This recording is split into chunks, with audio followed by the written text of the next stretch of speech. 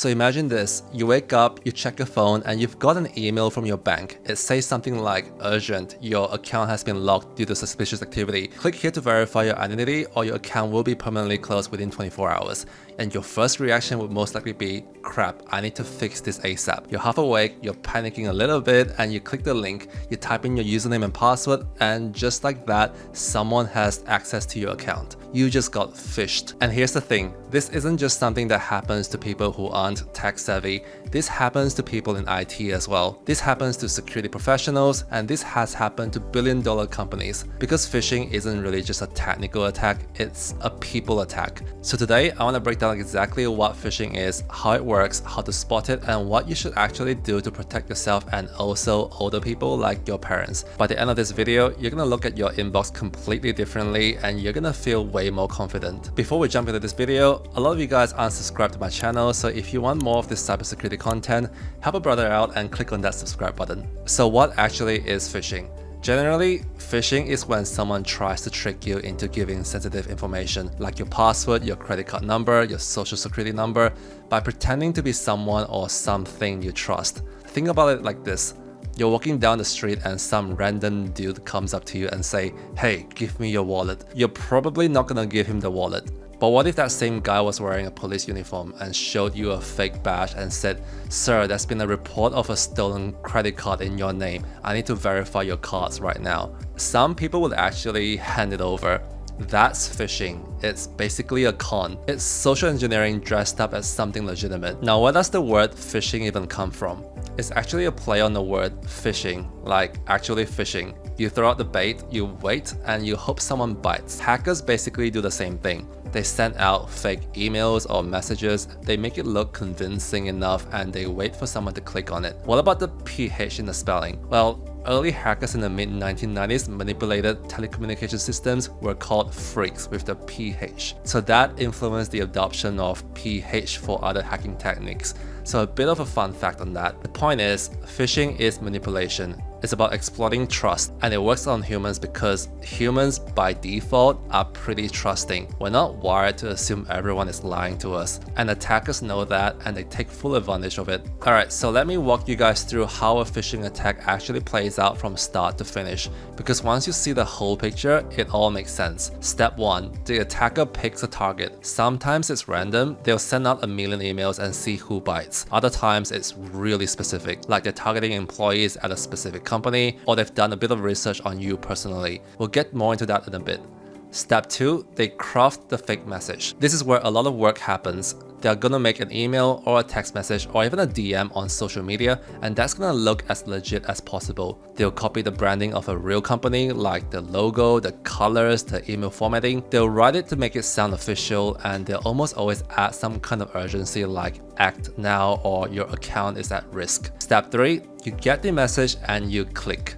And look, I'm not gonna pretend that all of these are easy to spot. Some of these messages can be really convincing. So you click on the link and it takes you to a website. Step 4, the fake website. Here's the thing about phishing websites. They almost always look identical to the real thing. Like they'll copy the entire design of your bank's login page or PayPal or Microsoft. The URL might look really similar and the character will be replaced with something else instead. Step 5, you enter in your information. You type in your username and password, maybe you fill in your credit card details, and you hit submit. And it probably will show you an error or it redirects you to the real website so you don't even realize what's happening. Meanwhile, the attacker has everything they need. That's the whole attack. And the crazy thing is, it can happen in under 60 seconds. Now let's talk about the different types of phishing. Because it's not just emails, this stuff shows up in a lot of different ways. The first one is email phishing. This is the classic one, mass emails sent to thousands or even millions of people at once.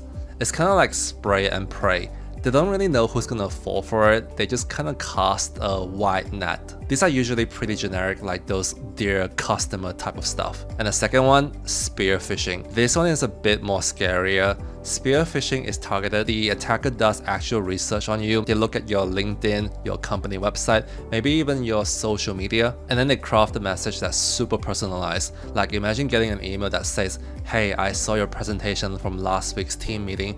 Can you take a look at this document?" And it might look like it's from your actual manager. That's spear phishing. And it's honestly pretty scary how convincing some can be. The next one, smishing. This is the phishing over SMS or text messages. You've probably gotten one of these before. It'll be like, your package could not be delivered, or click here to reschedule, or you've won a gift card, claim it here. The same concept here, just through text messages instead of email. And the third one, phishing. This is voice call phishing. Someone calls you pretending to be from your bank or the IRS or the tech support and tries to get you to give up your information and do something over the phone. A lot of older people get hit with this one. It can be super convincing because there's a real human voice on the other end. The next one is clone phishing. This one is really sneaky. The attacker takes a real legitimate email that you actually received before, like a receipt or a notification, and then they just clone it. They copy it almost exactly, but they swap out the links with the malicious ones. And since it looks something like you've seen before, your guard gets lowered. So yeah, phishing isn't just one thing. It's a whole family of attacks, and the underlying playbook is always the same. They pretend to be someone trustworthy, they create some urgency, and they get you to do something without thinking too hard. So here's the part that you actually came for. How do you spot one of these before you actually fall for it? Let me break down the red flags. Red flag number one, urgency and fear. Phishing messages almost always try to make you panic or create a sense of urgency. Messages like your account will be deleted or unauthorized login detected, you have 24 hours to respond.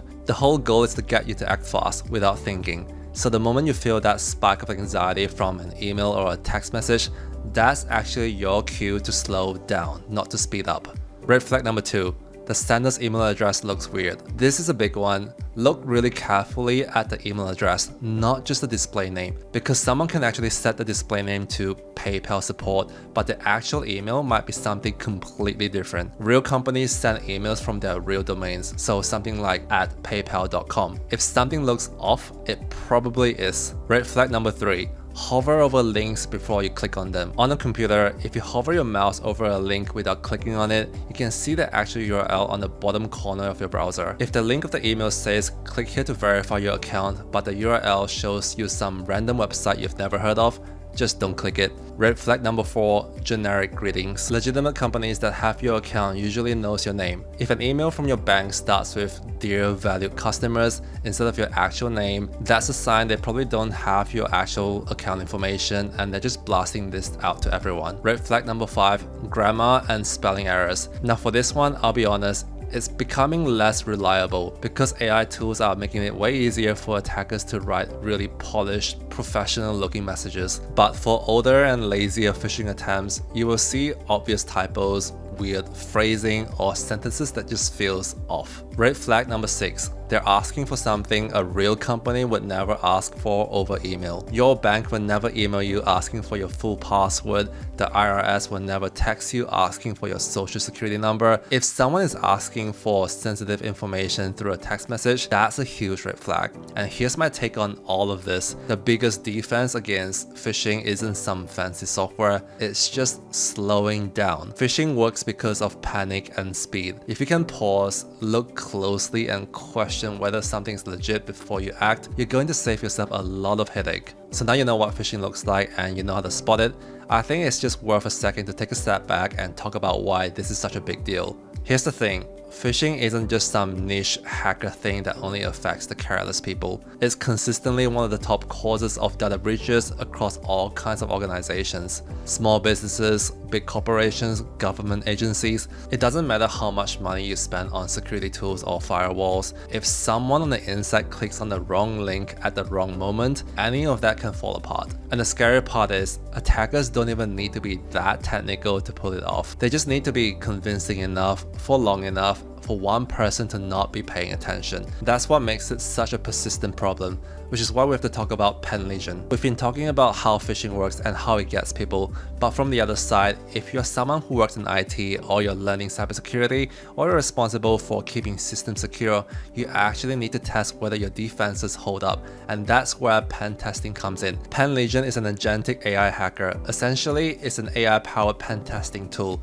You point it at a system and it does all the heavy lifting. It scans for vulnerabilities, verifies that they're actually exploitable, not just theoretical flags, and then produces a clean, professional report that you can actually use. What would normally take a human pen tester a week to do, Penligent gets it done in about an hour. It supports over 200 industry tools right out the box, zero complex setup, and you can get started in minutes. They've also got hacking labs if you're still learning and want a safe environment to practice in. So if you're serious about security side of things, go check them out at penligent.ai. I'll leave the link in the description. Alright, back to the video. So let's say it happens, someone falls for a phishing attack. What actually goes down? If it's just your login credentials that got stolen, the attacker now has access to whatever account that was, your email, your bank, or your work systems, and from there they can pivot. They can reset your other passwords, dig through your emails for more sensitive information, or sell your credentials on the dark web to someone else.